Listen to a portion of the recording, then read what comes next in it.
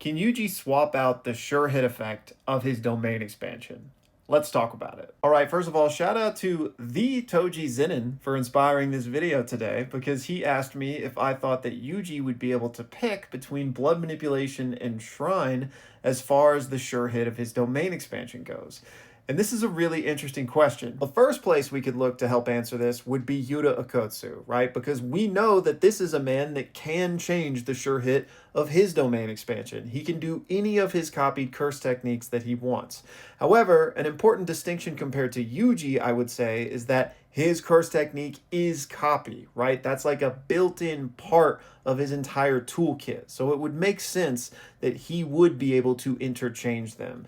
Yuji is kind of an anomaly. So the actual best comparison to Yuji's situation might be Sukuna, because he also had two curse techniques when he really wasn't supposed to, unlike Uda Akotu, who again, that's the entire purpose of his toolkit, right? And in Sukuna's case, we saw that he wielded both techniques just like Yuji did. However, we only saw him ever use one domain expansion. So is that because he could only use his innate technique in his domain expansion? Or was it because he just chose to never use the 10 shadows, but he could have? And then finally, we can look to the curious case of Kinjaku, who is kind of a merging of Yuta and Sukuna's situation, right? Because he too is possessing someone else's body and thus has access to a technique that's not his own.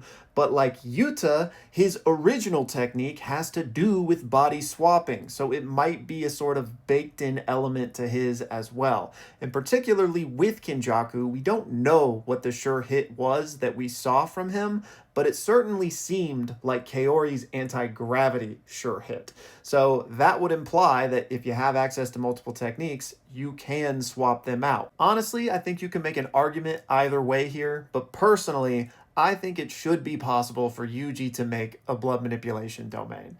Because at the end of the day, we know domains are something that you construct yourself from the ground up, right? They aren't some pre-packaged thing that just comes with your curse technique. Your innate domain we could consider pre-packaged, right? Because that's you. But we know that a domain is bringing forth that innate domain and closing it within a barrier and imbuing your technique into that barrier, right? So if you have multiple techniques, why couldn't you just pick and choose whichever one you wanted to imbue into that barrier? I think the aesthetics of the domain might look the same no matter what, because again, your innate domain isn't changing, but that sure hit effect should be able to change. And sure, it might be easier for somebody like Uda Akotsu due to the nature of copy compared to Yuji, but again, considering we saw in Gojo and Sukuna's matchup just how much you can change domains on the fly by messing with the programming by using binding vows, I just don't see why you wouldn't be able to pick and choose of your multiple techniques